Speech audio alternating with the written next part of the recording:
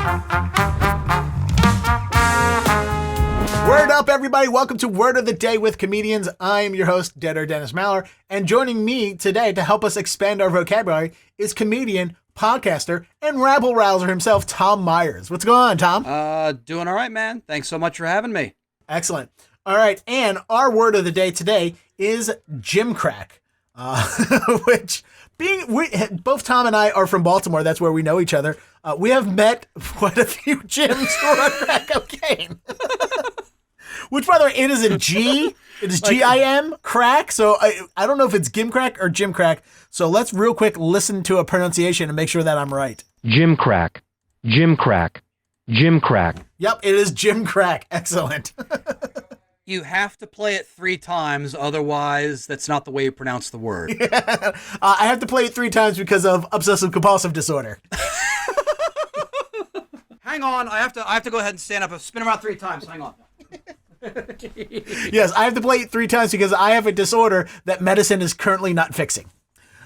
And our definition, Gimcrack, is a showy object of little use or value. You know, I mean, I rarely release details of my personal life just because I have kind of a cult underground following who wants to follow every single thing I do. But in the process of the pandemic, I've been researching my family history. Okay. And apparently, on my mother's side of the family, I'm distantly related to Mary Queen of Scots. And on my father's side of the family, I have ball cancer. So, it's a very useful website.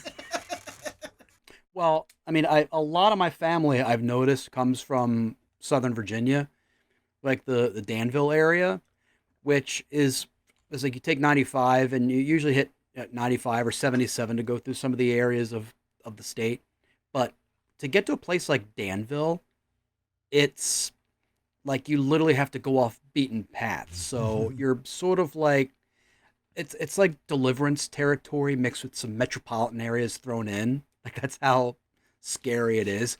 And that's a long way away to say that Gimcrack sounds a lot like some of my distant relatives that I would find on like a census record from like 1850 or something.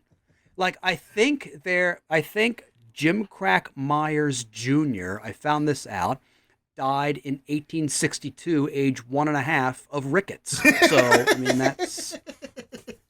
And that brings us now to the fun fact. Did you know about our word Gimcrack? And our fun fact is, Gimcrack is one of the many peculiar sounding words, that's for sure, that have pervaded our language to refer to something ornamental or of little value. Others include Bauble, trinket, knickknack, gewgaw, kickshaw, and Tchotchke. I know how to spell that word because I've met Polish people.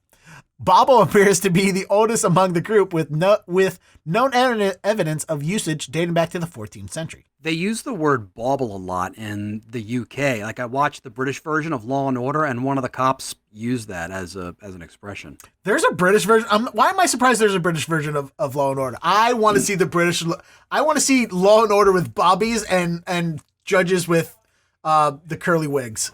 It's fascinating. What they did was they basically just reworked the scripts of the American Law and Order series, and they changed them into for the British vernacular. They just rewrote the episodes basically. They didn't come up with any new stuff, but it's still fun to watch. The earliest available evidence of gewgaw and kickshaw is from the 16th century, whereas Gimcrack and knickknack established themselves in the 17th century. Tchotchke, borrowed from Yiddish, is by far the most recent addition to our language, first appearing as an English word in the 20th century. That makes sense because people around their homes have like knickknacks or paddywhacks and all kinds of things. And they just sit there and do absolutely dog bones, and they just do absolutely nothing. They just sit there on a shelf, and they really get in the way if you want to, A, dust something, or, B, just have a place to store stuff you actually need. Oh, my mother's going through it right now. My mother moved into my grandmother's home, and now she's trying to sell all my grandmother's old knickknacks and porcelain figurines and all that stuff. And my mother sent me pictures of all this stuff to sell, and I'm like, yeah, none of this is worth anything. It's like, well, no, it has, it's authentic, and here's the certificate of authenticity. I'm like, yeah, that only matters if somebody wants it. Nobody wants these things anymore. That's the problem. Yeah, they're old, they're ancient, but their value is strictly associated with the desire for them, which nobody wants. And it doesn't count if the certificate of authenticity is written in crayon. It doesn't. Well, my niece does come to my mom's house a lot, so it's probably crayon over. What was the weirdest item that she showed you from your grandmother? The weirdest, which is the most expensive, but another thing that nobody wants.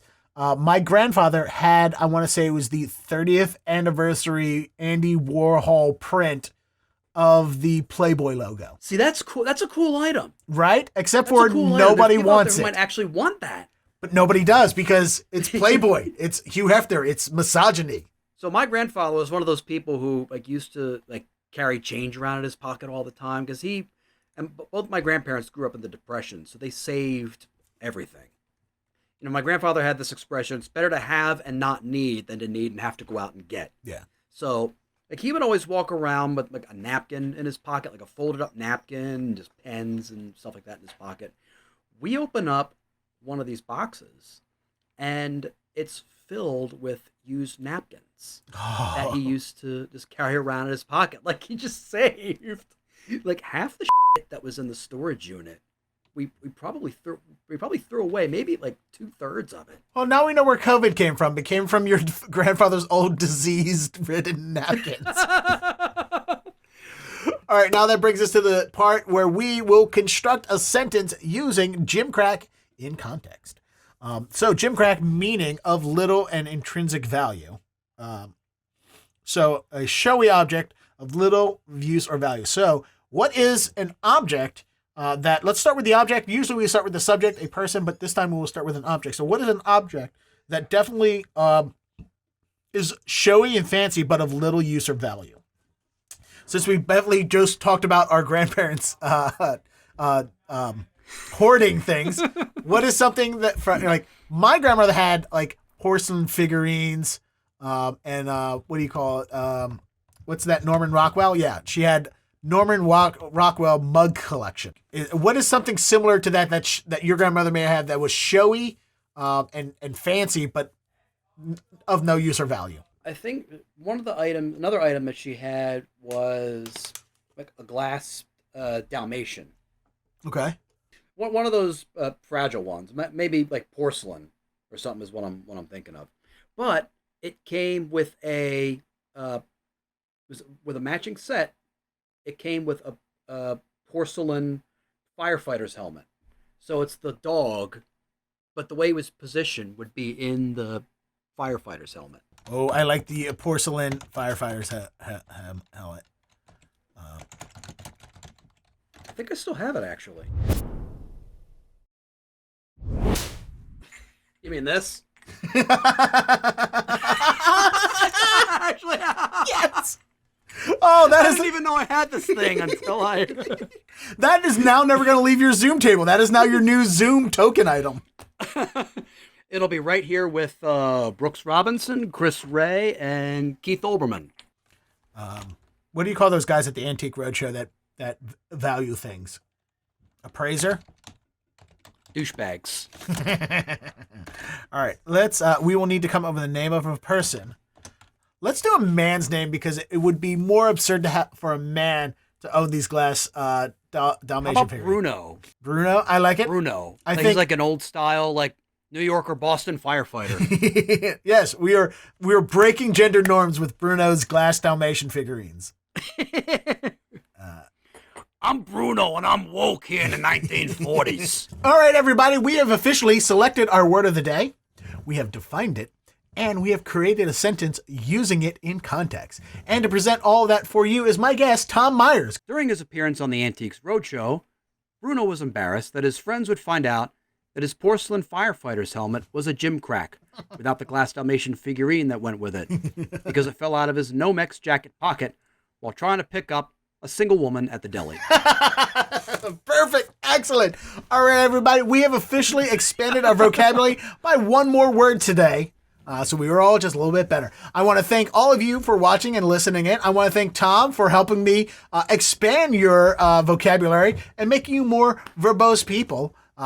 Please, Tom, tell everyone where they can find you. My website is tommyers.us, spelled MYERS. You can find my Facebook, Twitter, Instagram, YouTube. I'm on TikTok now. And my podcast, Tom Myers versus the Rest of the World, airs Friday nights at 9 Eastern, 6 Pacific on IPMNation.com/IPMNation2. And all episodes are available wherever you get your podcasts. Excellent. All right. Thank you, everybody, for watching. And if you use Gimcrack in a sentence, either correctly or incorrectly, I want to hear all about it. So put that information in the comments if you do it, and get all the information about Tom in the description. And thank you, everybody, for being here. And don't forget to word up.